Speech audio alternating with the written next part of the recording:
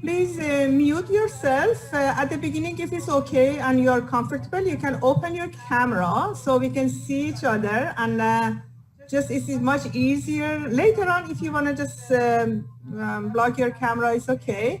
But at the beginning, just see each other, meet each other, and then so we can just continue instead of looking at the boxes, just at least looking at your faces. Yeah. Very welcome. So we can, like 26 people registered for the session, but right now we are 18. We try to be just respectful for the people who are on time. Some of them just attended the session 15 minutes earlier. We just try to start the session right now, and then people come later on and I admit them to the session. Okay, our speaker is Mr. Mehdi Zahed.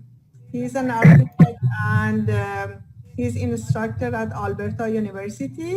And he's gonna just introduce himself more in details if he wants, and then so we start from here. Thank you so much. We know that you are very busy. You have a very busy schedule.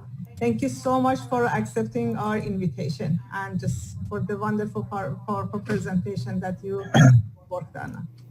You're very welcome. Hello, everybody. My name is Mehdi. I am a registered architect with the Alberta Association of Architects. Just excuse me, Mehdi, can you speak a little bit slower and also a little bit louder, because some of our participants are new immigrants, and then because the session is in English, and we can hear you, but if you can just speak a little bit louder, will be great. Thank you so much. Good afternoon, everyone in BC, and I know some the attendees maybe watch this in the future from anywhere in the world or in any parts of Canada. First of all, I would like to thank NSMS for inviting me to today's session as the speaker. So thank you very much for providing me with this opportunity to present my experience as a foreign trained professional who become a registered architect in Canada. This is just the beginning of our presentation. We are looking for 46 slides, and you can see the slides number at the lower right corner of my pages. In case this is going to be too boring for you, just leave anytime you want. If you have any questions or whatnot, please feel free to type them in a chat box. I would be more than happy to answer all the questions in the end of our presentation for today. And overall, today we are going to talk about the targeted audience for this. There are some, this presentation is can be beneficial for the foreign trained architects and other trained professionals in Canada in the construction sector. If you have already built your career in Canada, this presentation might not be very beneficial to you. So I'm going to start talking from very fundamentals and from really lower level information. And if you already built your career in Canada, please feel free to just leave, and I'm gonna take it from very bottom and build it all the way up. Hope it helps. All right, so the disclaimer for this presentation is always please refer to the government and authorities having jurisdiction for any latest update and information. So please do not take the information that I'm providing today as a legal advice, because that's so important to learn. In Canada, all the information has been provided on the authorities' website, and they are the people responsible to explain it to you. Here we are trying to kind of go over the overall foundation of how you can become an architect in Canada. And this is important for the people to know where to start. But referring to the exact information, what I would suggest to please take a look into the websites, I tried to add the website to my presentation as we are moving forward. You can see them as we advance into them. The copy of this PowerPoint presentation in PDF format is available via NSMS. So they are capable to send it to you. You can communicate with them.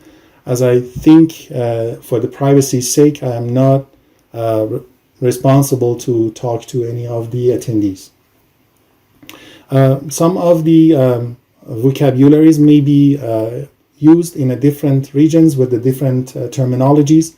Please do make sure to confirm everything we say here in your region and take it from there.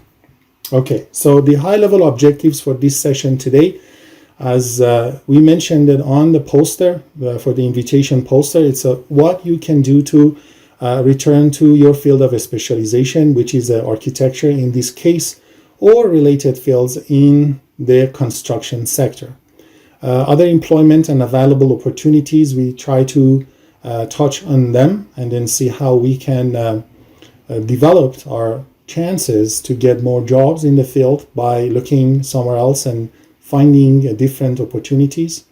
And we try to get an overall job market in this field. The numbers are really not certain because of the COVID situation and all that. There is no real number available at this time, and I am not a statistician to give you the numbers. However, I would invite you to take a look into the government agencies' websites, and perhaps you can take some help from NSMS to get the real numbers from this for this particular career. In the end of this conversation, you should be able to know who is an architect in Canada, who are the provincial architectural associations in Canada, who are the actors in the building construction, and if you want to join them in your field of specialization and see if you have tendencies to join them in the construction, that can be another avenue for you to take to find a job.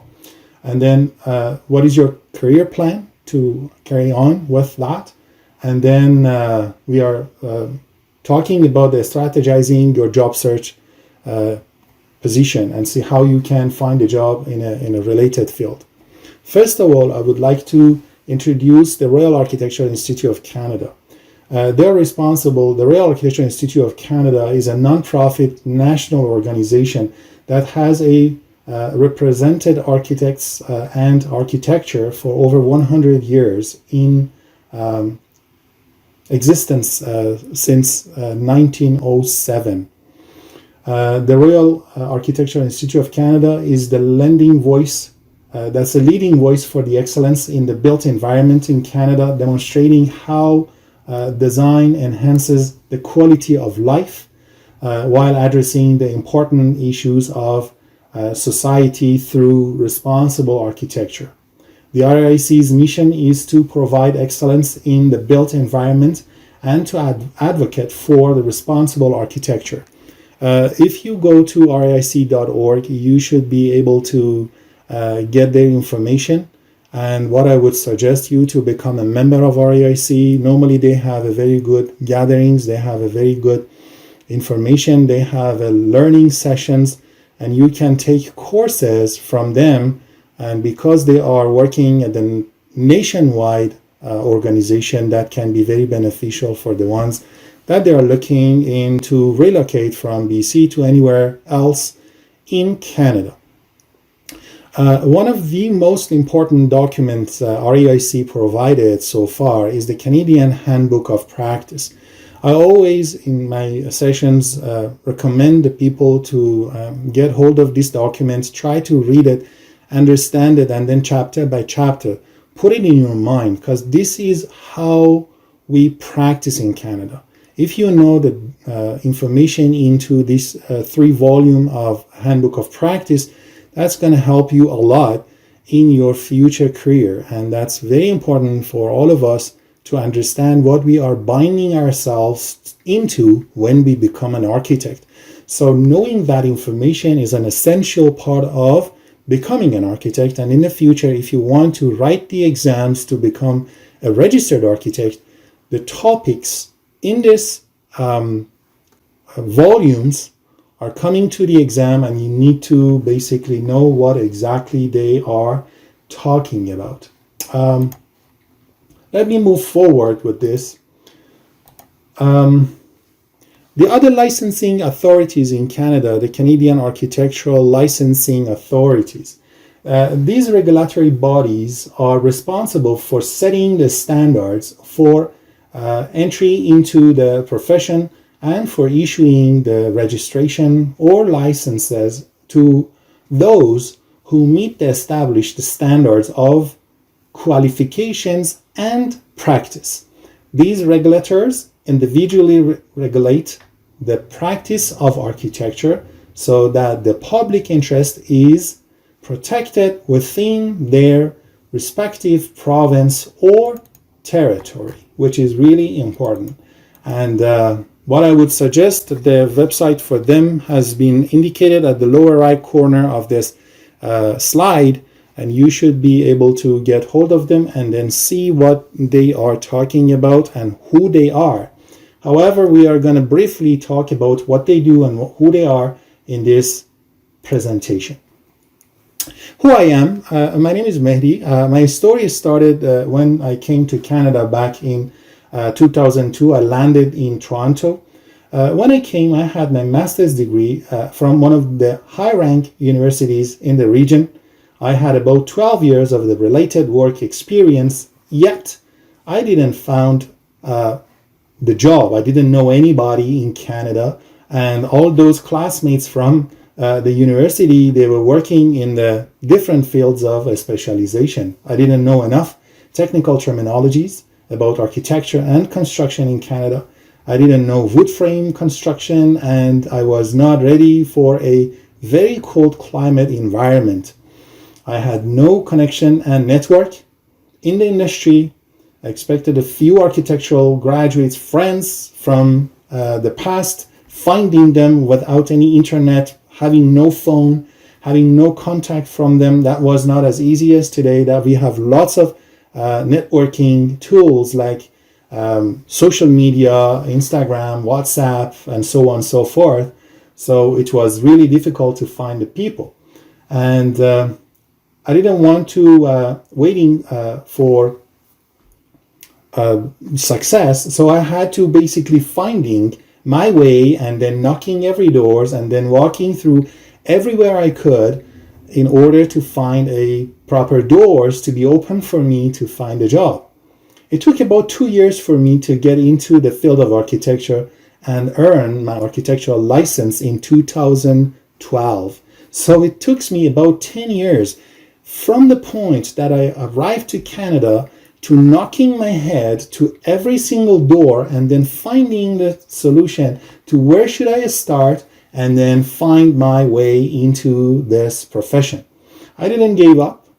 I was looking into this, going to different colleges, and then in the end I landed into George Brown College at downtown Toronto, and then I started taking courses in building code in part 3 and part 9, and then at the same time I started working as a laborer right beside a carpenter, and I framed 3 different houses and I designed them and I took a permit for them and I started to building buildings, and that was the time that I started to realizing, okay, now I am in the right track. And that was the aha moment for me to start my career in this journey. So today I would like to basically share the knowledge I have in this and then give you the directions just in case in the future you want to continue on and then start to finding a job in this field. So from scratch, if you want to know who is an architect in Canada and what they do, what I would suggest to take a look at those videos. I provided the link in here. This is one from the BC work, and the other one is for the Alberta's government. They made 2 videos. One is like 6 minutes, the other one is 5 minutes. They are not too long. What I would suggest you to please watch them and then see for yourself in a first hand to how these people, how the government start to promoting architecture for the people they want to get into this field. Because you need to know what exactly the architecture is. When you come from a country, you may have a different understanding of architecture. You learn it from a different people. You learn it from the different universities with the different attitude and the different standards. Yet in Canada, when you want to get into a field, you need to know what exactly they are, what they do, and how you should be able to get yourself into that. In the right side of my slide in here, this is a RAIC website screenshot, is a must-review site that I normally recommend to everyone. They provided many useful information, as you can see it in the bullet format listed at the right side of the slide. All of them are here, and you should be able to go to the website and start to reading about them to see what is architecture all about, how people see the architecture in Canada, why does architecture matter to Canadians, where is the architecture going, what do architects do, and so on and so forth. I don't want to read the whole list for you, but please take a look into the link provided at the lower right corner, left corner of this slide, and see them for yourself. Do your study, do your due diligence to make sure you understand what you're binding yourself into.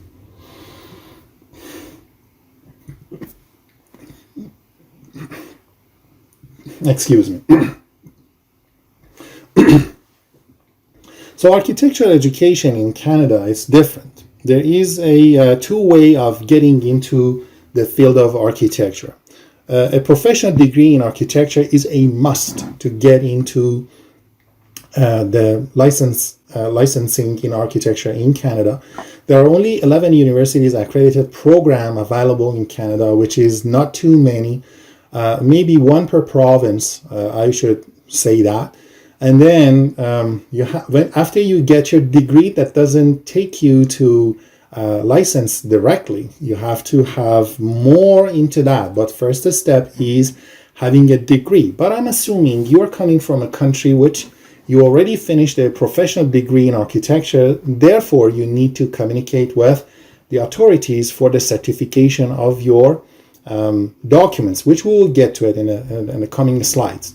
The other avenue to become an architect is become a technologist, and then you're going to take a route to the RAIC syllabus training and education, and then that's another way of becoming an architect. So you have two ways of going.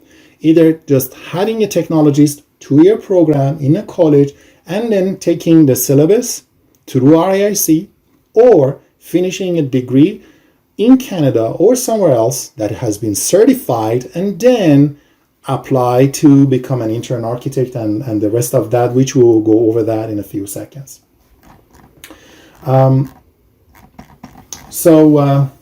What leads you to the architectural designation? One, it's a university program that takes 5 to 7 years of full-time study to finish in an accredited degree program. See the CACB website, which we'll get to it.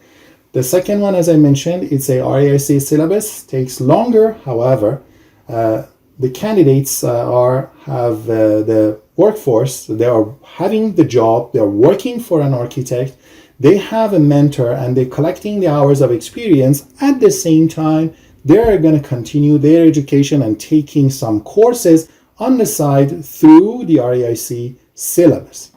So this presentation is not about the architectural education in Canada, as I wanted to mention. However, I would like to explain that the polytechnics in the world, in another word, the colleges in Canada, providing the objective-based outcome. What is that? The education in Canada at the university level is not preparing you 100% exactly what the market wants. University mandate is creating a bunch of people that they are thinkers. They know how to think, they know how to approach the problems, yet if they don't have the industry experience, that's all right. That's no problem. However, In an objective-based outcome, which is a polytechnic and colleges like a BCIT, NATE, SAIT, and other colleges across the country, normally we have an advisory committee and they will come to us, they will sit down, they talk to us, we talk to them and ask them what exactly you want us to produce for your workforce. So it is so important for the colleges to provide a program that it is eligible, to make the graduates eligible to work in the industry. So if you have not had a chance to go to the college, I would strongly recommend you to take some courses in the college and become even more ready to jump into the workforce. That was just in a quotation. Let's start with the architectural degree certification. So that you need to have a degree in architecture, and then you need to send it to CACB. What is CACB? The Canadian Architectural Certification Board, www.cacb.ca,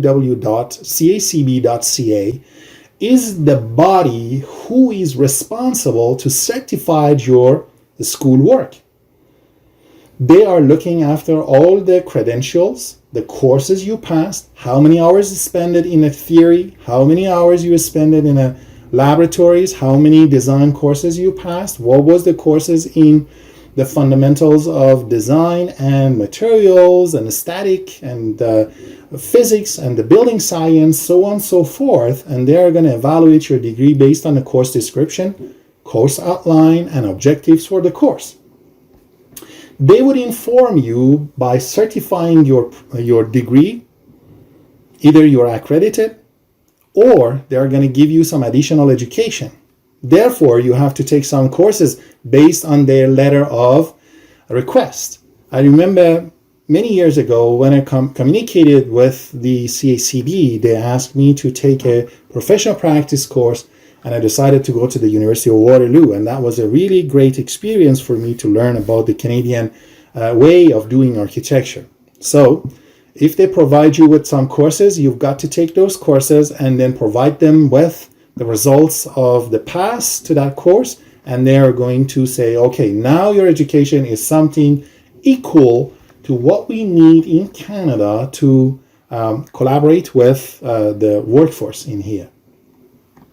What I would suggest for those of you who has lots of experience as a foreign trained architect, we call it, as you can see it in C format in here, so in the title C, it says the broadly experienced foreign architects. We call it BFA. If you know what exactly you're doing, if you are a good architect, if you have done lots of work, if you are really into the building code and you know what's going on in Canada in the market of architecture, and you have at least 6 months of experience here, this is something that's recommended for you. You have to show what you have done, and then they're going to have an interview for you. Therefore, you are going to go there, you're going to show the projects you have done, you're going to defend your project, and you answer all the questions that they have, and then eventually they are going to give you a license in architecture.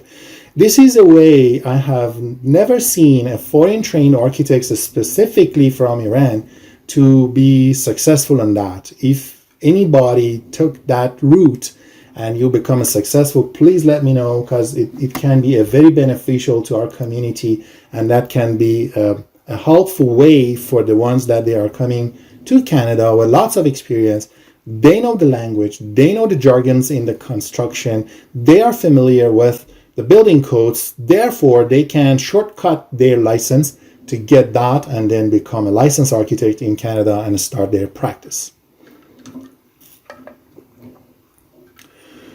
To become an architect in Canada, what normally they recommend is find a mentor who has enough time and desire to support you and promptly answer your questions and guide you through the process.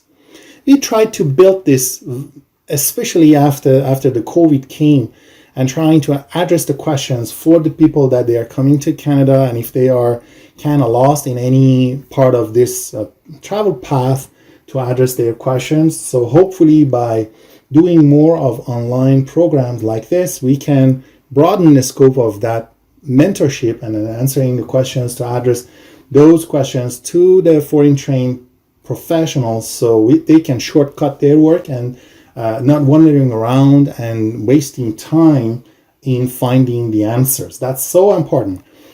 The internship in architecture program that they call it IAP starts right after that. So basically you found a mentor, you certified your degree, and now you want to become an architect. You have to have a good mentor, and then that mentor will lead you to communicate to the authorities in your geographical area. If you are in Alberta, the Alberta Association of Architects. If you are in BC, the Architecture Institute of British Columbia. If you are in Ontario, therefore, you need to communicate with OAA and the other provinces. They have their own associations. So you communicate with them. They're going to get your information. You fill up the forms. They're going to get your the fees you need to pay for that. And then you can legally call yourself an intern architect.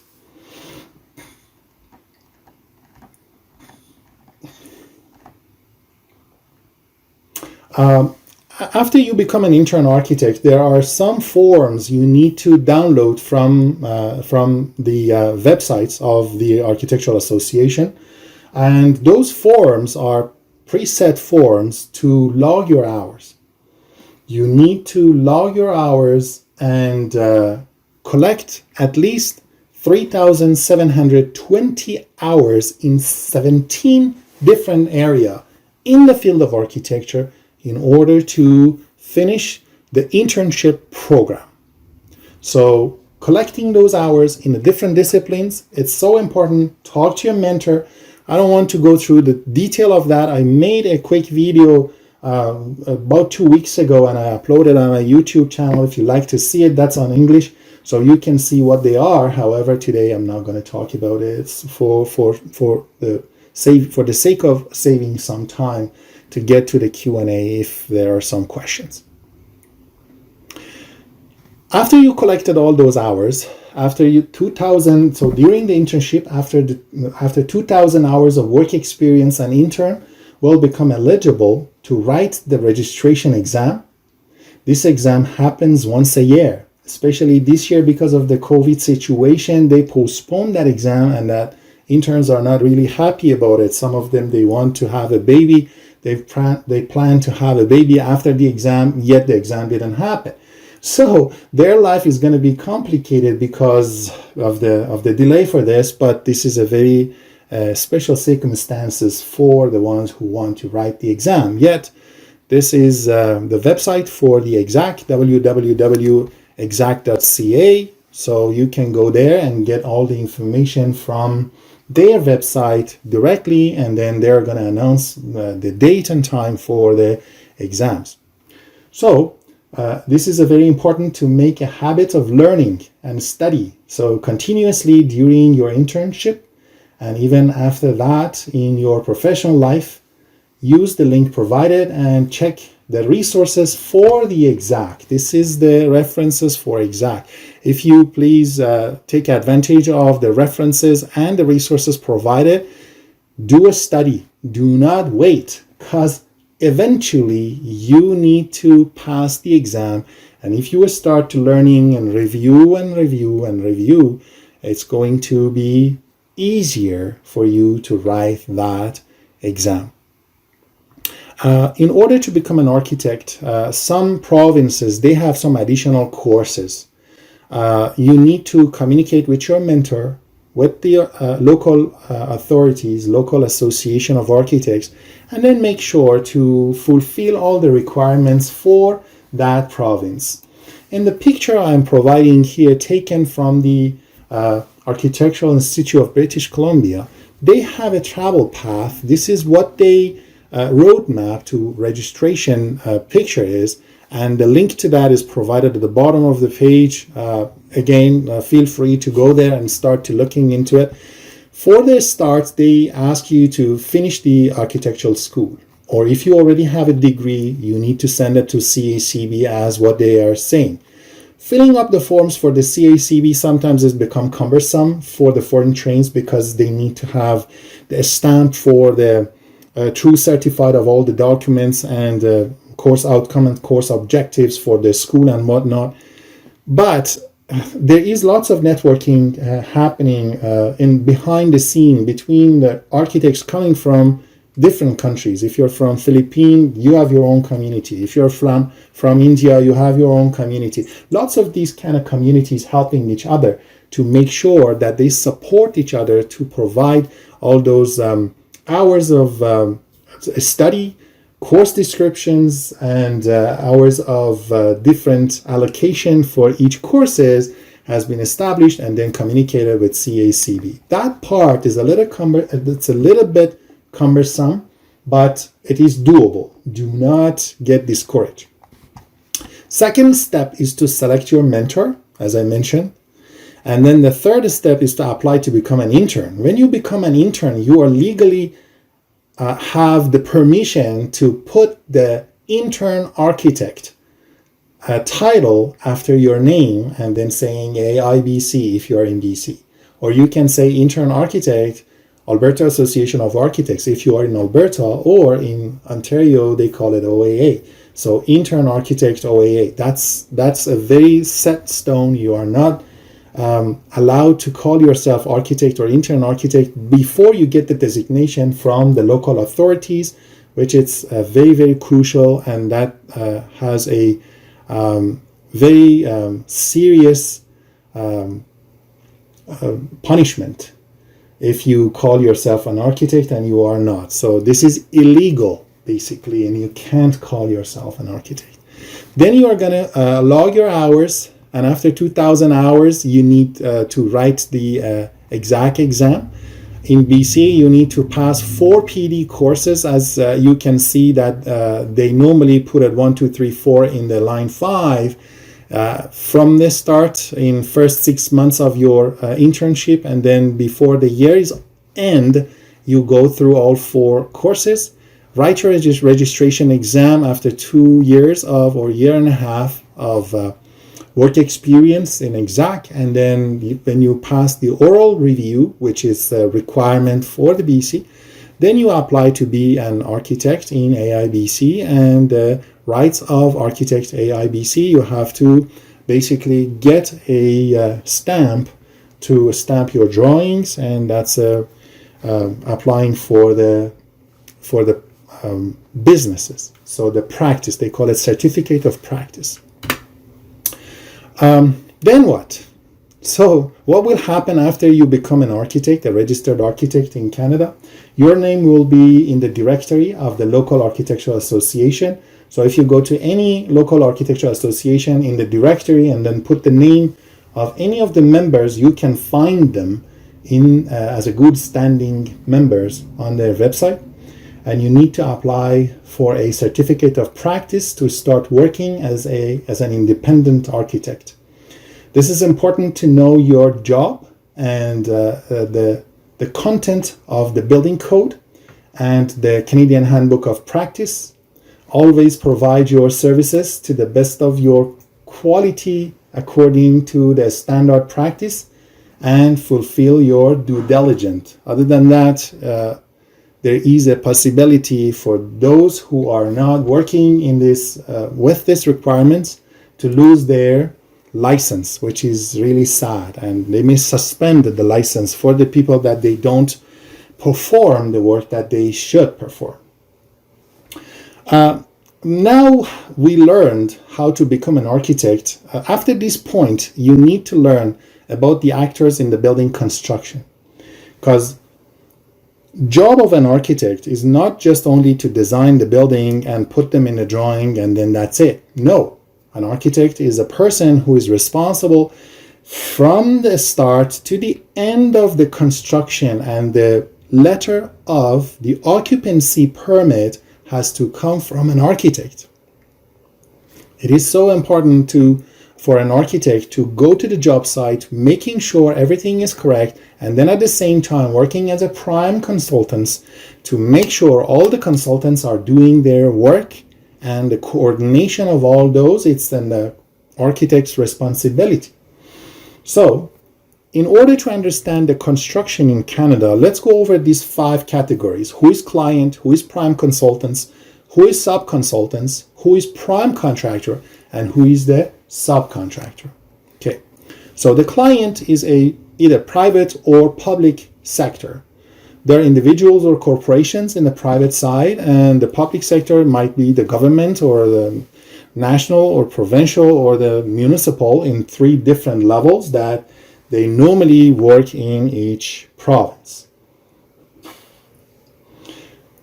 Client normally they have their own financial agenda, they have their own growth plan for coming years, and normally they would predict how many spaces, how large, for how many occupants they need, and they plan ahead to build those buildings, which is that's the client's job. We have to just help them sometimes to understand what their needs are and how they should move forward with their plan. This is one of the jobs of an architect, to provide the consultancy prior to the construction. So this is a pre-construction, talking to client and making sure that they know what they want and how they can minimize the cost and time and build the building harmoniously, exactly what they want.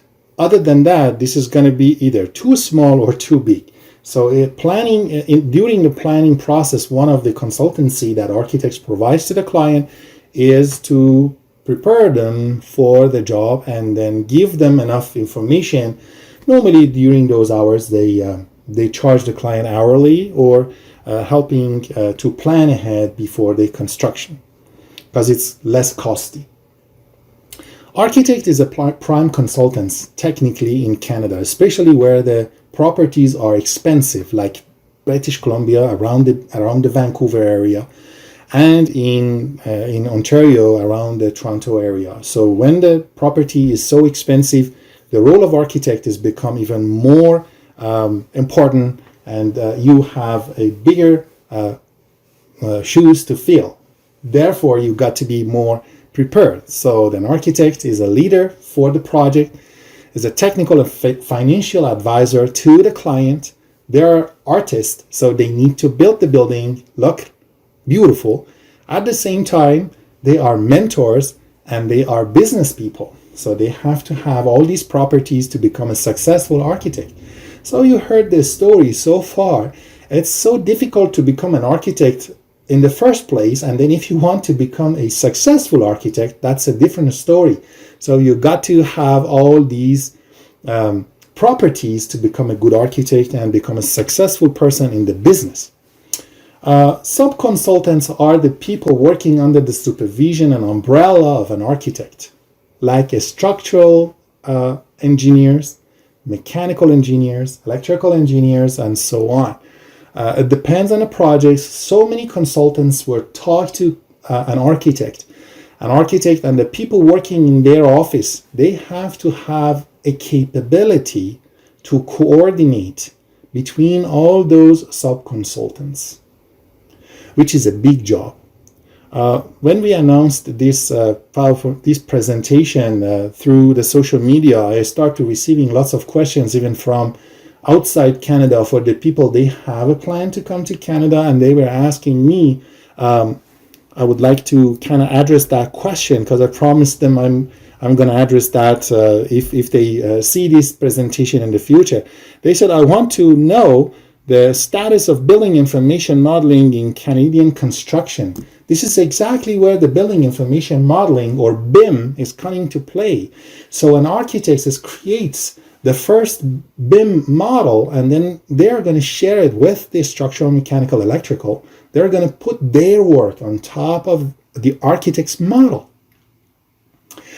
If you cannot find a job with an architect's office, structural offices, mechanical offices, electrical offices are the places you should apply. Because if you know building information modeling, your knowledge, your expertise is going to be golden for those consultants. And that is really important to, when you learn building information modeling, learn it in all different angles, and then provide that services to the different consultants. Sometimes the consultants even pay a better money to the staff because they have a more chunk of receiving comparing to the architect.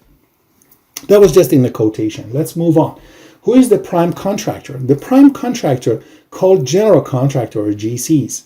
So those companies, they are responsible to managing the construction at the site and having lots of subcontractors working under their umbrella, and they are responsible to coordinate the job during the construction under the supervision of architects and the engineers. So architects and engineers still going to the job site with the permission of the prime contractor, and then checking the work intervals every week, maybe twice a week, maybe 3 times a week, depends on how large the project is and how costly the project is. And in a very meticulous way, you need to learn how to write the site visit reports. If you don't know how to write the site visit report, you need to take a course in a college. Go to BCIT, go to George Brown College, go to Durham College, Humber College, wherever it's a college close to you. Especially these days, it's easy to get hold of the colleges in an online programs. What I would suggest you to please go take a courses on that and then familiarize yourself with more Canadian construction and construction management. You need to learn basically the contractors, the prime contractor, the general contractor is another avenue for you to find a job, especially if you understand building information modeling. If you know how to model the building using the tools such as Vectorworks or Revit, those are the tools that can lead you to the general contractor's office because they care about estimating. They care about the planning, phasing the construction, scheduling, and execution. Those are the tools that always it's the job of a prime contractor, the general contractor, and they need people in that area. So if you know BIM, this is exactly where you need to apply because they have hiring in this area. So you know BIM, you know the software, you can apply for the sub-consultants, and you can apply for the prime or general contractors. The subcontractors, they are the different entities. They do a specific job in the job site. They are working under the supervision of a general contractor. So those subcontractors are responsible for a specific portion, like a demolition, concrete work. Are carpenters, plumbers, electricians, doing mechanical system, cabinet makers, drywallers, painters, railing contractors, and etc. Those people also need to have a people like yourself that they know how to work with AutoCAD or work with Revit, because they want to create a shop drawing for their railing. They need to have a person like yourself to create a drawing for the cabinet making, for the millwork that they're producing. So if you know AutoCAD, these are again another people that you can apply for job to them and then become a people helping them to produce a real shop drawings. That is a drawings. It's exactly goes to the site. You need to go to the site, measure things from the site, and then adjust the real measurements to the design intent. So normally you finish those drawings goes from the subcontractor to the general contractor. General contractor would send it to the architect. Architect would send it to the consultants if it's related to them, and they're going to review those shop drawings to make sure those shop drawings are exactly what the design intent is, and then they are going to stamp, approve, and then send it back to the general contractor, and the general contractor pass it to the subcontractor. This is another avenue for you. You can find a job, and this is so important to understand the whole process. The actors in the building and construction in a diagram format just for the review. Building is a result of the joint efforts with the participations of many parties working in the construction. Like what? Client needs to have a representative. You can work for the client. If, let's say, such and such organization is hiring an architect or an architectural technologist to work for them to review the drawings coming from the architect, that's your job. You can start from that point. And then they're going to pass that information to between the architects and the client. So architect does the design portion of the work in the start, and then after the design documents become available, they will call to the general contractor, and then the construction will come to the equation for this building. What they need to do is just communicating between each other. This is another work you can take to become a point of contact from an architect's office to the general contractor's office. This is a contract administration. If you don't know contract administration, take a course in BCIT for the contract administration. You will be the point of contact between the architectural office and the general contractor's office. You may not sit in a computer and create those beautiful 3D renders or SketchUp or Revit models, but that's a really good niche for those of you who are really interested to work with the general contractor and being in a site. Eventually, the building is going to be built and it's going to be in the hand of end users. The Canadian construction document is established to make the construction regulated, and everything has been established on CCDC 2 to 24. So architects need to learn the game of construction. They need to know about the type of contracts and being aware of their role and responsibilities in the industry and how to act accordingly. If you don't know those, that's no good. Those link provided is to help you to understand the master format. When you learn the master format, that's exactly where you can apply all the bits and pieces during the construction related to design. I mean, contract administration is such an important topic, and most of the architects coming from abroad, internationally trained professionals, they're all into creating a beautiful render, 3D modeling, doing all the SketchUp, doing all the Photoshop, and then making things so beautiful. However, if you really want to get a job in a construction related field, the contract administration is something you need to consider and go to BCIT to get a course about that. Learn about the Canadian Construction Association, that's a cca-acc.com in your area, and that's a very good source. They have lots of information and providing lots of courses regarding their specification and finding a job in the field of contract administration. Okay. So imagine yourself working for an architectural office or sub-consultants. Because you understand the building and knowing how to use drafting softwares, they really want you, and that's a very good niche for you to get a job with them. Reflect on what you do. Do you really like to do in the consultants field? Do have experience in making proposals, or if they want to create basically a building, how you should do the preliminary design review. That's so important. If a client does not know how to tackle the project, your services, your consultancy can be a very valuable knowledge to the clients. Lots of people coming from abroad, having lots of money. You lived in Vancouver. You worked for so many years and you know the locations, you know the contractors, you know the people that they can help them. You can be the client representative and you can charge them accordingly. That's very common. And please do not give away all your knowledge just for free because they are your friends. I mean, this is okay. Just I'm giving you the advice to kind of work with people and then try to not letting people take advantage of your knowledge while you are working in the field. Your job is important and you have to find your niche in your market.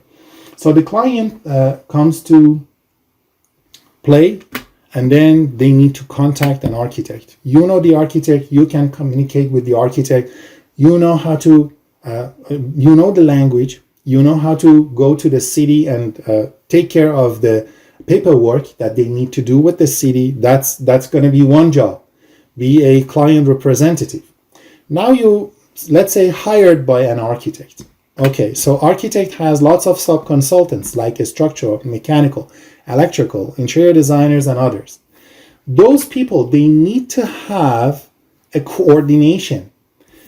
When you know the software, when you know the knowledge, when you know the technicality about all these disciplines, you become a key personnel for the architect's office in order to communicate with these people and then coordinate all the drawings. If the size of column changes, it has to be changed. That change has to apply to architectural set.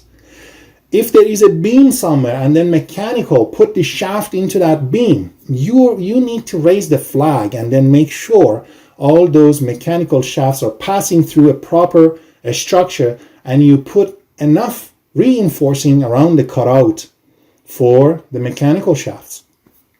If there is no electrical closet in each floor, you need to raise the flag and saying, hey, this is a hotel, this is a dormitory, this is a big size residential, there is a need of electrical closet every so often in so many meters apart, and there is a electrical equipment has to go into the building. Who is responsible to take care of that? You. So the coordination between all the sub-consultants and the prime consultants in the architect's office is a big job, and you become a project manager during the time. I've done so many of these during my time in Toronto, and it was amazing. I mean, this is so alive and diverse job for all of the people that are keen to do this kind of job. But you got to go to college, learn at least something, and then apply for these type of jobs. At least it takes you 2-3 years to get to the project management position in order to managing the project. So imagine working for any of these little sub consultants can be a job for you. So tackle to structural engineers, tackle to mechanical engineers. Make sure you understand how to do the Revit for the mechanical. Why not? That can be a good job for you. They are well paid, and you enjoy designing and helping the building, not necessarily in the field of architecture yet. This is in the field of construction. So that might be an avenue for some of you. During the design process, first we do the preliminary design for the client as we moving forward, and then as we building all these drawings in a different phases to become a complete set of a design development to become a working drawing set. So starting from very simple sketches, then you're going to add a little bits and pieces to them. You're going to develop that building. You're going to develop that model. And then you're going to do a final working drawing set, which is going to be a contract document. They call it CD. Those contract documents are including two major parts. One is a drawing set. The other one is a specification, which is like a 5, 6, sometimes to 10 different volumes, 500 pages each, description of exact construction. We do not have the capability to put everything in a drawing. This is impossible. How to talk about the guarantee, how to talk about the implementation, what temperature we should apply the paint on the walls. These are all the capabilities that has inside the specification volumes. So you have to basically learn contract administration, communicate with your local contracting associations, and take the courses on a specification. A specification writing is a job that most of the people in the field of architecture, they think, oh, this is not for me.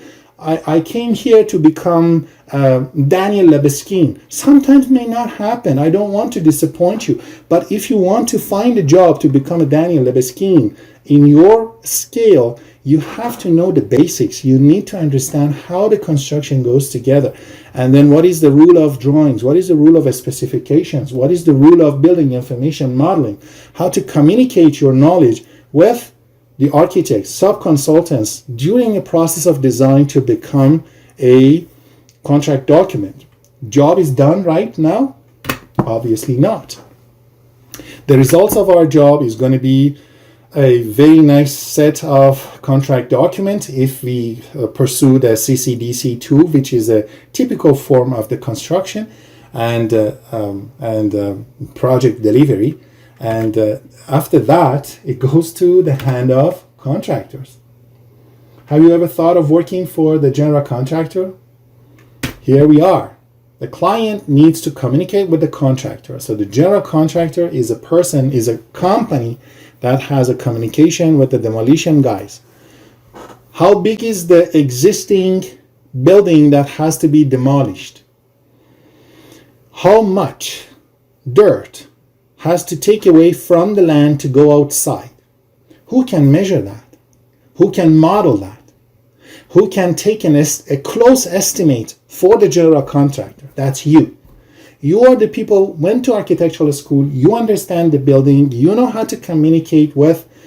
You see the building from a different angles, and you can measure the magnitude of the project and put it in a proper model, maybe in Revit.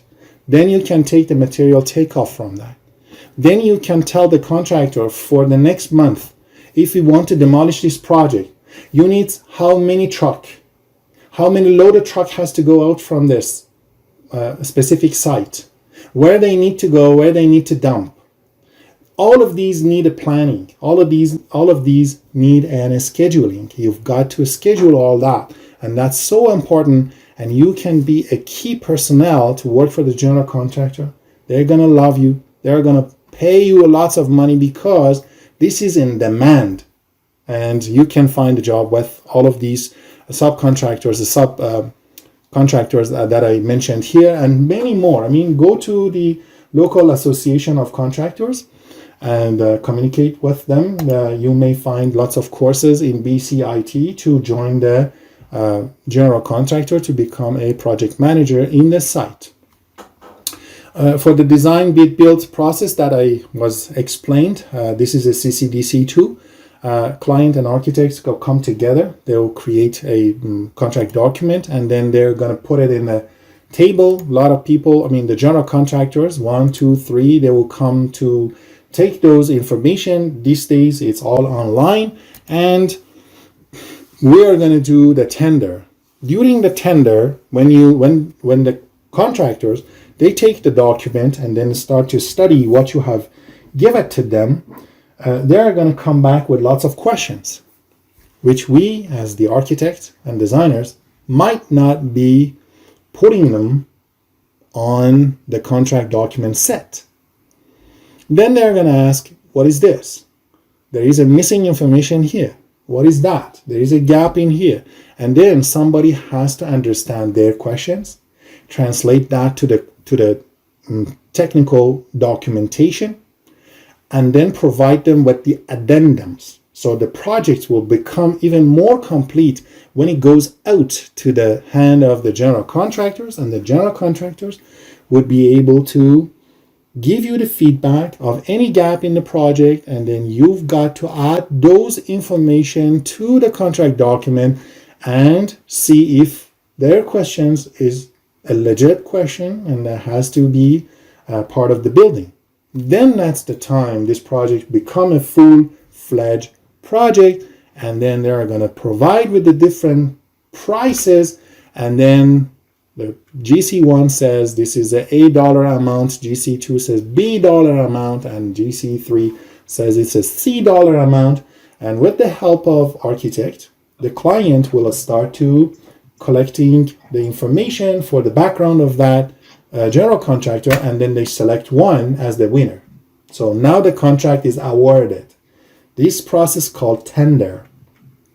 So this tendering process makes the job in the hand of contractor. Now we are building the project. Okay, so the general contractor number 2 awarded the job. They're talking and asking questions. During the process, they're sending the request for information.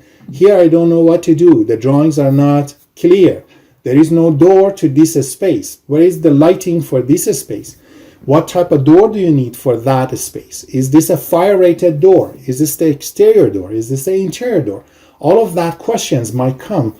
As much as we try to provide the contractors a full sets of documents, however, they may not have enough information. So we have to answer constantly. You got to work with the contractor and your sub-consultants to make sure the information you're providing to the general contractor is a correct information. It's not cost too much for the client, and it is sustainable. And then you issue a site instruction. All these requests for information has a site instruction into that. I was working in a project in Toronto, the Toronto Centre Island Airport. It was 400 requests for information and site instruction. We work with the contractor to fulfill the need of the project, and that was a real big experience for me to build this. So there are so many quality controls. As a professional liability insurance, because the building is based on a promise, we design something and we give it to people, and this is based on the promises. So the architect designed the project, and with the help of engineers and the contractors, they built the building based on a predetermined budget and the timeline. If things not going in the right direction, then what? Who's going to pay for that? Where is the warranty coming into this? All of that is so important, and when you are becoming a project manager, you need to learn about all those. Who they are, what should you do, what is the warranty behind every services, and so on and so forth. It is always a risk involved in the construction, so the architect and all the parties involved in the field need to have their own warranty and liability insurance. The local association for the consultants and the contractors provide lots of information in the field of construction that you need to review and make sure that you are building yourself, what you're binding yourself into. BC Construction Association, that's one. Vancouver Regional Construction Association is another one. Vancouver Island Construction Association, Edmonton Construction Association, Calgary Construction Association. These are the associations that you probably take a look into that. There is a big list of the contractors and subcontractors on their side, and you would be able to find a job and apply for a job with them because you know AutoCAD, because you know building information modeling, because you know how to build the building and model the building in a computer, and they are in need of your services. These are lots of opportunities to find a job. When people coming to me saying, Mehdi, we can't find a job. So have you ever looked into the Vancouver Construction Association website? Oh no, do they hire? Yes, that's a place you need to go and look into their job board. So the building regulatories, like authorities having jurisdictions, they have their own standard organizations. They have their certification and testing agencies. They have trades and associations. They are at the national, provincial, and municipal level. Those are another avenues to find a job if you want to get yourself into. Okay, let's start to, I told this story now, and here from this point on, this is fresh. What is your career plan? Get a good mentor. It is very typical for people to face many challenges after they emigrate to Canada. Finding a job is not easy. Everybody's trying to kind of discourage you. No, you can't find a job. Let's do this labor work. Let's do that labor work. Do not get discouraged. Find a good mentor. You need to draw a plan, and you have to have a short and long-term career goals. And how do you want to make it happen? What tools do you need? What actions do you need to put together to achieve those goals? For example, during the COVID-19 and after COVID-19, now it's pandemic. What I can do, just, this is not really a good time to find a job. And people, to be discouraged is like take seconds. Don't listen to them. Do not listen to naysayers. When you have a long-term goal to become an architect, you can take courses. At this point, there is no job. The life is not easy. If you sit down and become sad, is it going to change anything in your life? Do not get discouraged. Go take a course. Find a good mentor. Find the right book. Start to reading on Canadian Handbook of Practice. This is a 3 volumes. You can find the building code for free. Just download it and then start to reading through the building code. Try to understand it and then try to relate to that. Ask the questions. And then at that time, the help will come. I mean, I didn't even know tonight I'm going to talk in here, but when I got invited, this is an avenue for you to find a proper direction for the future and then start to doing something. I mean, you've got to kind of start from somewhere. Other than that, you're going to sink. So find a good mentor as soon as you can. Refer to the Provincial Association, go to their website, go to the AIBC website, and there are the name of volunteers that they are willing to help in a professional networking events, in a webinars, in LinkedIn, in so many places you can find them. Conduct a good research and be sure about the decision before any substantial actions. If you want to become a builder, think about it. Go find all the information about that and then move forward. Make sure this is what you really want to do for your life. Make sure to follow your heart and passion. If you are not following your passion, you're going to get discouraged and one day saying, oh, I didn't want to make a coffee shop. I mean, yes, I'm good in coffee shop, but I really want to become an architect. What I am doing now. And in one point, and in a difficult time, when you don't find a meaningful work to do, you will get discouraged. So define what is a meaningful job for you and why do you care about that type of services. If you care about that type of services, go right ahead and do it. But if you don't care about that kind of services, just leave it. What value you want to maximize in your life? Are you looking for the financial maximization? Are you looking for the social responsibility maximization? Are you looking for the environmental issues and you want to maximize that capacity in your life? Are you looking into the cultural responsibilities and maximization on that level? And etc. What are your care about? What is your values? What is your core value in your life? What do you care? What is your life philosophy? That's so important to draw your short-term and long-term goals. Draw your career plan and sketch it. Same as sketching a dream house for yourself. You're an architect. You have drawn so many projects. So draw your life project. You just sketch it saying, I am standing here. I am such and such years old. I have all these credentials behind my name. If you don't know something, go after that and get a good education at the college level. The college is the answer to most of your questions. So having the blueprint in your mind and then break down the process of what you want to be and then a step to achieve your goals. And remember to never, never give up your dream. What do you have in your tool belts? Start from what you have in your pocket.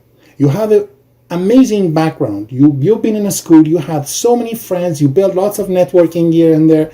As a social, as a professional networking, as an education, as a knowledge and all that. Now you're in Canada. What do you have? You have to build them all again from scratch. Good luck. This takes time, but you are so strong you can do it. Put your guts in the table and say, I will make this happen. Other than that, you're going to lose the temper and you're going to be a loser in the end of the day. We don't want to see that. We have spent so many years in our home country to build all this, and now you are in Canada. You called Canada this great country as a home. You may as well start to building your future here. what to do. I categorized it for you to provide you with a template to make the process digestible. Here are the possible three main avenues, the categories that you may move forward with. One is the industry. You want to work in the industry, either private industry or the government. You may go for the research and academia. It's in the university or the research centers. You may want to be an educator at the universities or the technical schools or colleges, so the polytechnics. Depends on what you really want to do. I found these three categories is really general for all the field of specialization. Make sure what you want. Then try to read the job descriptions carefully. Clearly understand the job posting. Familiarize yourself with the job titles in the field. If you are not familiar with the job, conduct the research. Familiarize yourself with the job you want to apply for. If you don't know what type of jobs you're applying for, what kind of job is that? You need to know about that organization. Be prepared. If you are applying for organization ABC, you need to know what that ABC is doing. Is this close to your core value? Is this a temporary job? Is this a short-term job? Is this a short-term plan? Is this a long-term plan? You have to have so many short-term plans in order to get to the final destination you want. It took me 10 years to from the point I landed to Canada to earn my license in architecture. This is not an easy road, but you've got to be tough, and the perseverance is going to help you. You have to stand for it. Prepare the 2-page resume and briefly explain your capabilities. Never claim the things that you are not familiar with in your resume. I mean, I have seen some people putting things in their resume that they don't know. Do you think you're going to get a job? You may get an interview, but when you go to the interview, they're going to ask, oh, you mentioned here, building information modeling. What you've done in building information modeling. Honestly, I was sitting in a panel. Somebody came that I was in the hiring panel, and we've been looking for somebody who knows, an expert in BIM. The person resume was amazing. It was out of, just 100 resumes we received. This one was standing out. We invited that person. The conversation went well. We provided a laptop. Said, open up the laptop.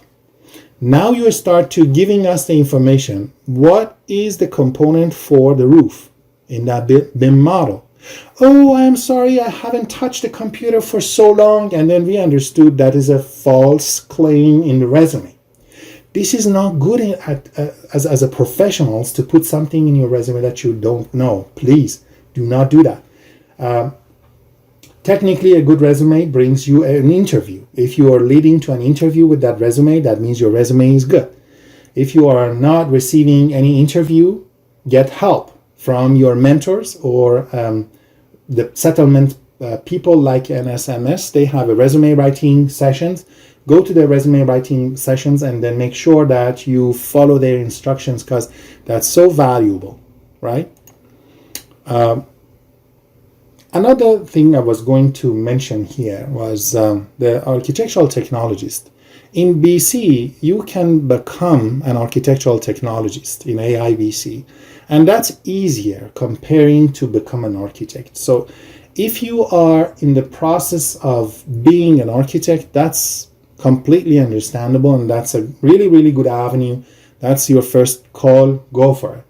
However, if you got a diploma from BCIT and you want to continue on as an architectural technologist, or you have a diploma from somewhere else, please consider to become an architectural technologist.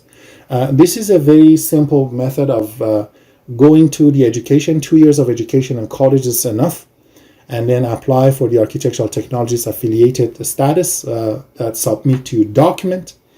Complete AIBC ethics and bylaws courses, which is really important to know what you are legal responsibilities as an architectural technologist, and then apply for the architectural technologist exam. When you write that exam, you become an architectural technologist.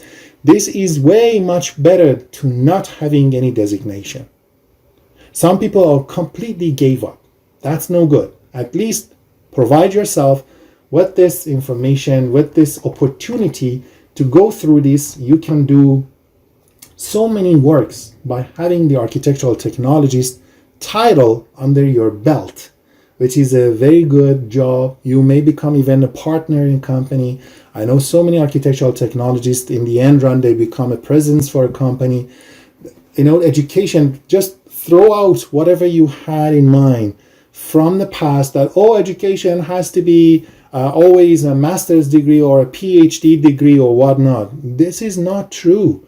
I mean, architectural technologists, they can do so many things that so many PhDs they cannot do, or masters they can't do. And most of the companies are looking for a good architectural technologist having the right information, right experience to hire them as a project manager and then lead the project. Make sure look into that. Where you can find the jobs, go to the organizations, the local authorities, like Association of Architects in Ontario, in BC, in Alberta. These are the websites for them. You can find them there. There is a very nice cartoon here just to give you a little bit of a relaxation. If you want to work for the industry, please take courses from the reputable colleges. If you don't know things and you're trying to find a job, it's exactly like this cartoon.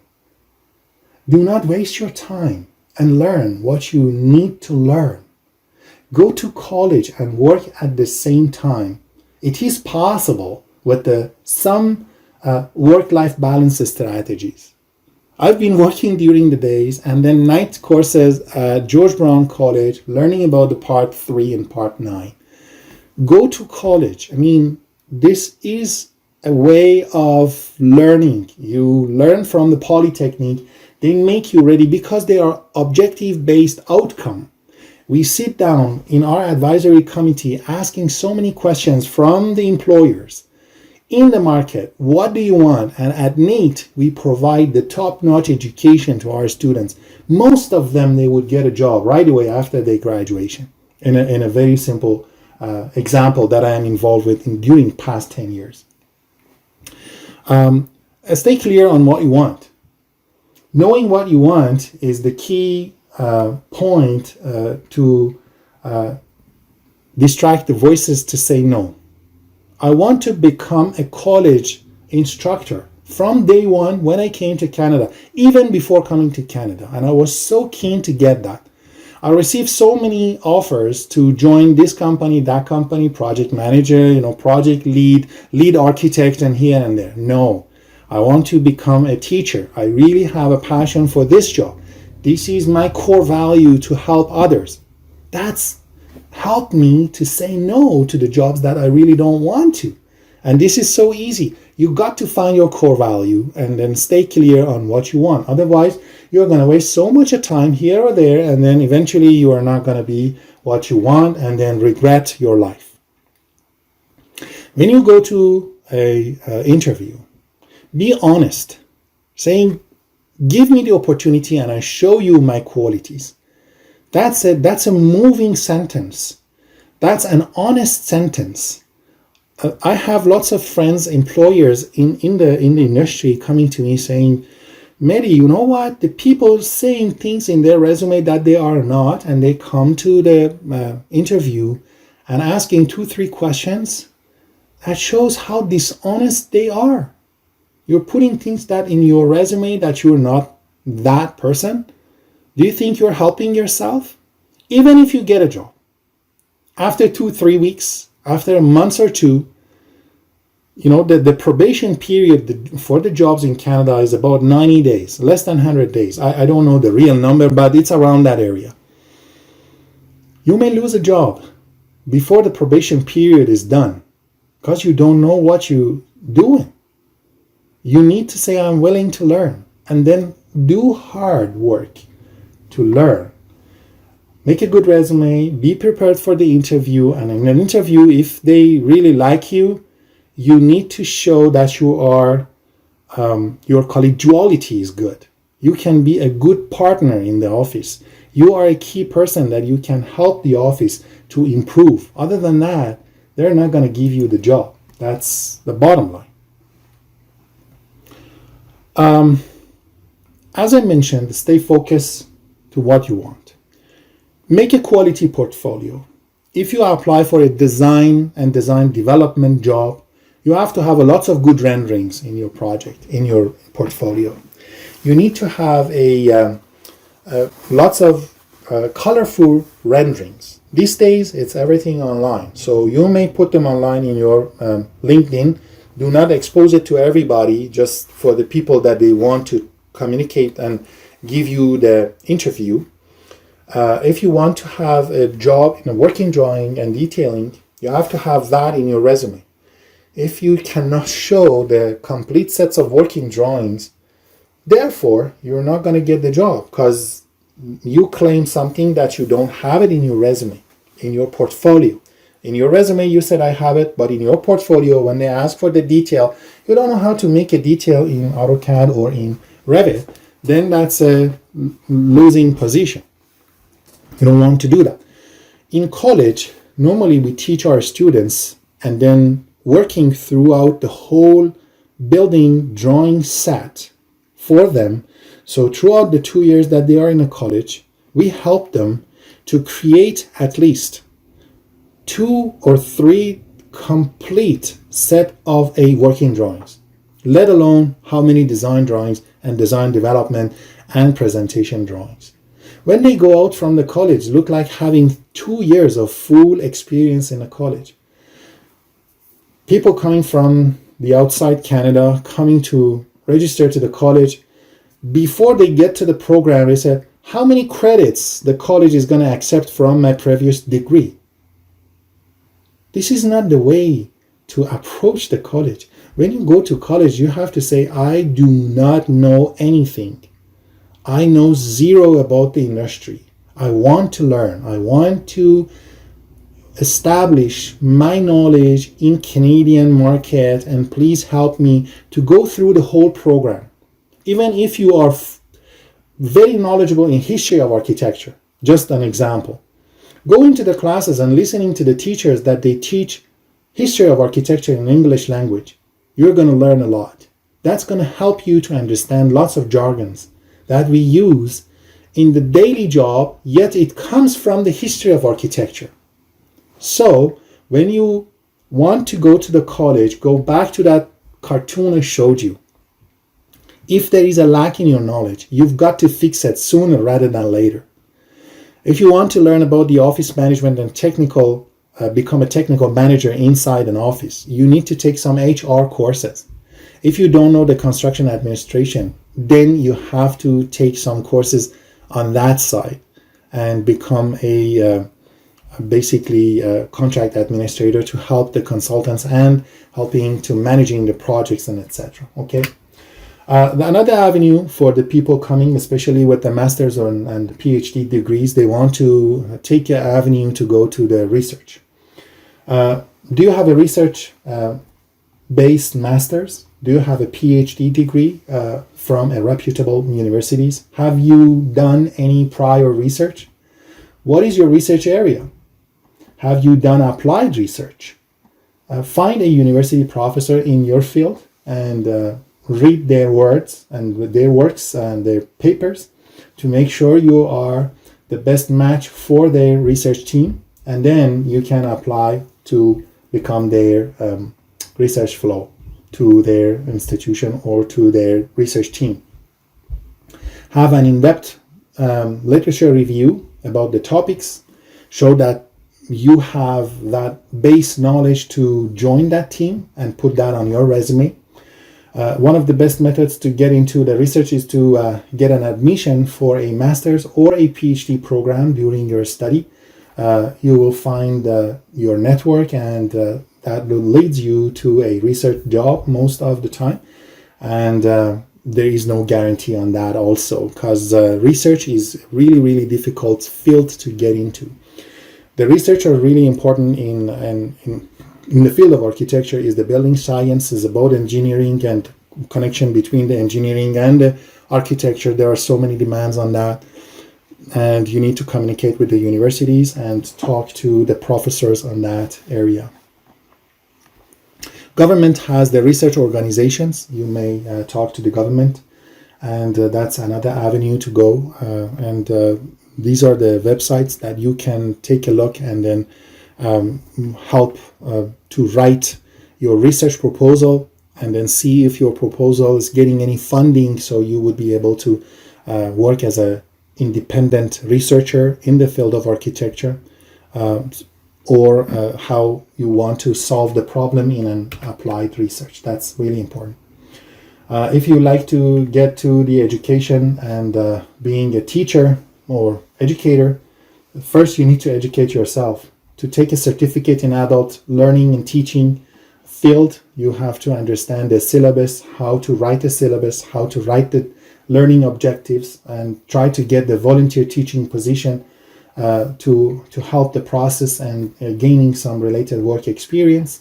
Find the teaching position in Canadian post-secondary educational institution needs a really good experience and social skills that the students with a diverse background in your class feel secure and like to come to your class and listen to you, and that's all skills that we need to have. This is the last piece of advice. For those of you watching this, this is a to-do list for you. Stay professional. No matter how high you go in your ranking, being professional is so important. Your boss is not your friend. Your colleagues are not your family members. You may like them so much, but you have to stay professional with them. This is so important. Be always prepared when you go to especially an interview. Know about the company. Learn about the company. Make a note. Rehearse your interview.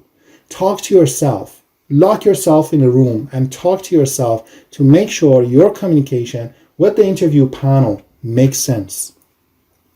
Be honest and loyal about what you know and what you don't know.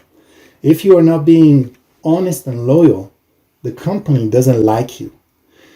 If you have a good characteristics, if you are a positive person, if you are showing that you're willing to learn, they may give you the job. But if they found you are dishonest and not loyal to the system, they won't let you in. This is a rule of thumb. So please be careful about it. Show that you are willing to learn and you want to get a job by having this intention to work harder than normal to be a successful member of that team. Always say please and thank you. These two words makes a huge difference. From the kindergarten here in Canada, they teach that to the kids, and that helps a lot. Try to produce daily, to make something, be productive, put it that way. When you are become a productive person in your life, writing something, drawing something, sketching something, take a good photo, create a nice portfolio. These are all the tools that helps you to grow into your job, into your field of specialization. The perseverance, this is coming a few times. You've got to be stubborn. When you want it, you want it. Never give up. Just go for it. It may take time, but it eventually will come. Ask questions. If you don't know something, try to find the mentors. Try to find and lock yourself with the good people around you that has the attitude, they have the attitude of helping others. And I can see it anywhere. A lot of people, they are willing to help when you ask them something, but be considerate of not taking too much time of those people because they're going to burn out. Reach out for the help, because sometimes we are getting depressed, we are getting too baffled. That's no good. Do not think help is not there. Always ask for help. Somebody out there is going to respond to your question, respond to your needs, and that's so important. It is important to have a short-term and long-term plan for your career. Write your plan and assign a timeline to it. If you don't have a plan without a timeline attached to it, that's not going to be good, because eventually you are going to review your progress. Where were you at last year at this time? Where your English was as good as today? Where were you at last year? Your knowledge about the building code is good as last year. Did you learn something about the wood frame construction? Your knowledge today is better than last year or not. So you have to gauge your knowledge as you move forward. You have to always checkpoints is normally 3 months, 6 months, and a year. So those checkpoints are so important. What I would recommend you to not to do not be dishonest. Do not pretend to know. If you don't know, honestly ask the question, saying, you know what, this is a question to confirm. Do you want me to do A, B, C? I want to make sure. If you ask those type of questions, your boss is going to like you, because they understand you are a people who care about the quality of the job. Other than that, it's not going to be healthy. Never think this is your entitlement. That sense of entitlement. Oh, this job is mine. They got to give it to me. This is my right. I was working for so many hours extra. They didn't pay for me. That is not going to go anywhere. That's going to depress you. That's going to make you unhappy. And then in the end of the day, you are going to be unhappy with yourself and everything else. Just stay relaxed.